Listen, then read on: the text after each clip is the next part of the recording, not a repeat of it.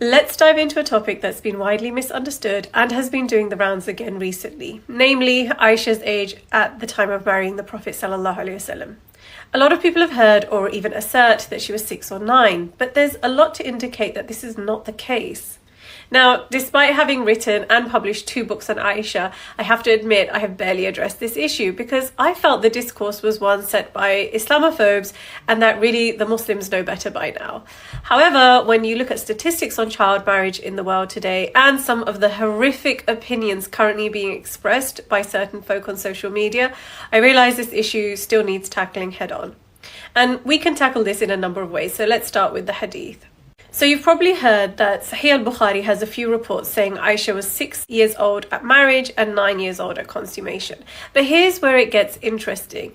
This particular narration is almost exclusively traced back to one source, Hisham ibn Urwa, and he only began narrating it after he moved to Iraq.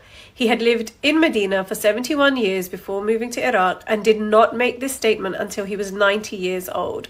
Not only did his memory reportedly decline in Iraq, but Medinan scholars who knew Hisham earlier didn't report this version of Aisha's age. Even Imam Malik, who was a peer of Hashim's when he lived in Medina and one of the most rigorous early scholars, does not have such a narration in his own work, al-Muwaṭṭa. So that raises some serious questions about its reliability. Additionally, later scholars like Ibn Ḥajar and al-Dhahabī also noted that Hisham's reports from Iraq had issues with reliability due to loss of memory and confusion in his old age, so the source of this narration doesn't have the weight that we might think. Similar hadith also recorded in Bukhari are narrated by men who were similarly reliable narrators who became unreliable in their later years. For example, Ali ibn Mushir al-Kufi. In short, all narrations about Aisha's age in Ṣaḥīḥ al-Bukhārī come from Iraq, and most narrators involved were considered mudallisin, meaning they engaged in tadlis, obscuring the source of narration by traditionists' own standards.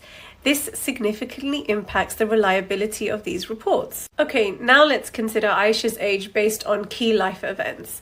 Historian Muhammad ibn Ishaq and other early sources like Ibn Hisham and Ibn Kathir list Aisha as part of the very first group of people to accept Islam in the first year of the Prophet ﷺ's mission. Now, if Aisha accepted Islam as a young child in the first year, she couldn't have been 6 years old when her marriage was officiated, as some suggest. Here's the timeline issue.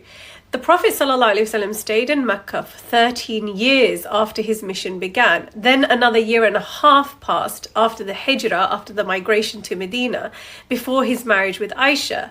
So if she joined Islam at the very start, and to do so, she needs to have had the sense to know she was converting to a new faith.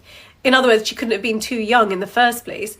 She'd have been in her late teens by the marriage, definitely not 6 or 9. Now, Ṭabarī adds a further evidence by saying all of Abu Bakr, Aisha's father, all of Abu Bakr's kids, including Aisha, were born before Islam. If she was born pre-Islam, she'd have been around 16 at her engagement and a bit older when she joined the Prophet ﷺ's household, about 18. Ṭabarī also reported that at the time that Abu Bakr radiallahu anhu planned to migrate to Habsha, to Ethiopia, which was 8 years before Hijrah, he went to Mut'am, whose son Aisha was engaged to, and asked him to take Aisha in his house as his son's wife. But Mut'am refused because Abu Bakr had embraced Islam and his family had not, and so they broke off the engagement. Now, if Aisha was only 6 years old at the time of her marriage, she could not have even been born when Abu Bakr decided to migrate to Habsha, to Ethiopia. Then there's her sister Asma. We know from historians that Asma was 10 years older than Aisha. Asma died aged 100 years old in the year 73 after Hijrah. So if we do the calculations, that means that she was 27 years old at the time of Hijrah, which would have made Aisha at that time 17. And that's way more consistent with Aisha having the maturity and responsibilities we read about in her early years in Medina as well. All in all, the maths just doesn't add up for Aisha to have been 6 or 9 and the sources, the timelines, and the context really point to her being older. And if that's not enough, there's the issue of interpreting cultural language, meaning there's also the idea that Aisha's age could have been described with a cultural figure of speech.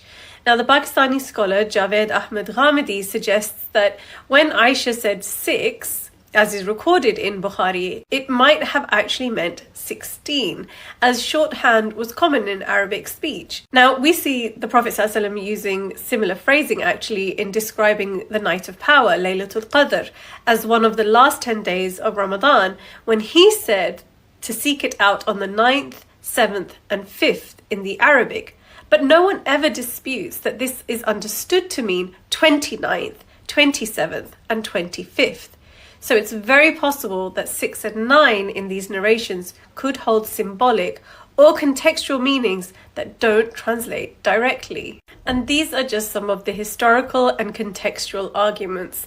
The discussion around Aisha's age isn't just about numbers, it's about understanding Islamic values of consent, maturity, and compassion in marriage.